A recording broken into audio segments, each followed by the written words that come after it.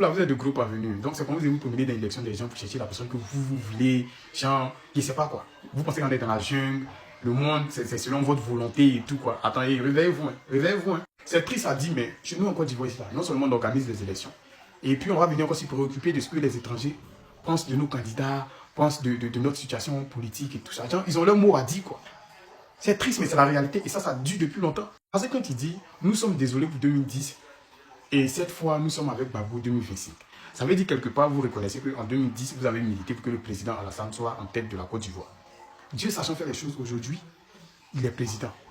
Et les Ivoiriens sont en train de plus en plus avoir de l'admiration pour ce monsieur. Et tout d'un coup, vous vous levez, il n'est plus bon.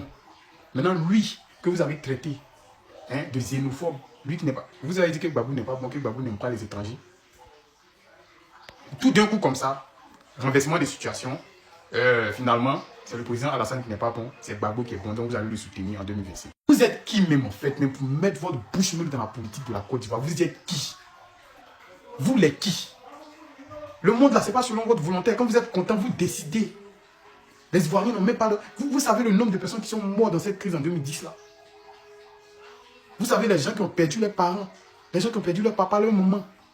Et puis vous levez un bon matin comme ça. Non, changement de situation. Lui qui était bon hier là, aujourd'hui n'est pas bon. Lui qui n'était pas bon hier, aujourd'hui il est bon. Hé, il y a quoi? Il y a quoi? Vous êtes qui? Vous êtes qui dans le fait de politique de Côte d'Ivoire? Arrivé un moment, c'est énervant. Vous vous dites que ne faites pas y rentrer dans les trucs et puis en fait ça m'énerve. Vous les opposants, c'est-à-dire les pro-Gbagbo, faites très attention. Vous êtes dans le droit de soutenir votre candidat. Mais faites très attention à ne pas vous faire berner par les étrangers. Parce que ces mêmes étrangers-là, ce sont eux aussi qui ont soutenu nos frères du Nord hier. Et puis, le président Alassane est là aujourd'hui. Aujourd'hui, on aime ce monsieur-là, ils disent qu'il n'est pas bon. 2025, là, si vous ne faites pas attention, ils vont aussi venir vous berner. Déjà, ils mettent dans votre tête que le président en place n'est pas bon, que c'est Gbagbo qui est bon. Quand Gbagbo va gagner, ils vont changer d'avis encore pour dire non, finalement, Gbagbo n'est plus bon, c'est le président Alassane qui est bon. C'est comme ça. Faites très attention. Pour ça, je dis, une jeunesse intelligente, une jeunesse ivoirienne consciencieuse ne va pas donner sa poitrine pour une quelconque politicien, mais ne va pas charger les histoires de politique. On doit se procurer de comment notre pays sera dans la paix, la stabilité. Pour ne pas qu'il y ait encore conflit et notre pays va encore baigner dans le sang et notre pays va encore reculer. C'est ce qu'un vrai Ivoirien doit penser. Si vous voulez regarder ce qui se passe sur les réseaux, la vie des gens, quoi là, hey, les mêmes trucs de 2010, ça va se reproduire encore. Parce que les mêmes étrangers là, ils sont là. Sauf qu'ils sont allés changer d'habit. En 2010, ils ont porté Louis Vuitton. 2025, ils reviennent encore, mais cette fois-ci en Prada. Faites très attention. Faites très attention. Rappelez-vous tout simplement que ces personnes qui sont en train de dire que Gbagbo est bon, c'est lui qui est le meilleur pour 2025 là. Ce sont ces mêmes personnes qui ont dit que ce même Gbagbo là n'est pas bon, il n'aime pas les étrangers, il n'aime pas les musulmans et tout. Ce sont ces mêmes personnes. Donc faites très attention. Faites très attention à qui vous écoutez. Parce qu'à force d'être, comment on appelle ça, partisan, vous allez finir par détester votre propre frère ivoirien parce qu'un étranger vous a mis des trucs en tête. Et intelligence là, ça se paye pas. Hein. Moi je suis pro-personne.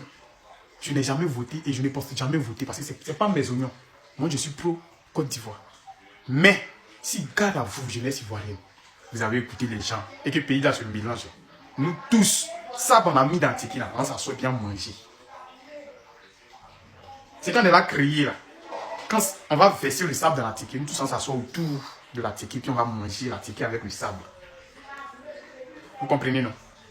Maintenant, concernant vous les étrangers, les Burkinabés, les Maliens qui mettez votre bouche dans la politique de la Côte d'Ivoire, vous pensez que les gens, si 2025, par exemple, si le président Gbagbo gagne, nous on va rentrer dans l'AES quoi. Vous vous détrompez, vous mettez le doigt dans l'œil, vous dormez la réveille vous en même temps. Vous forcez les gens, vous coincez les gens, c'est une obligation. Il y a même le gars, il est venu mettre drapeau, même les syndicats dans les mouvements de l'AES. C'est forcé. Hein? Vous êtes jusqu'en 3, vous êtes retiré, mais travaillez.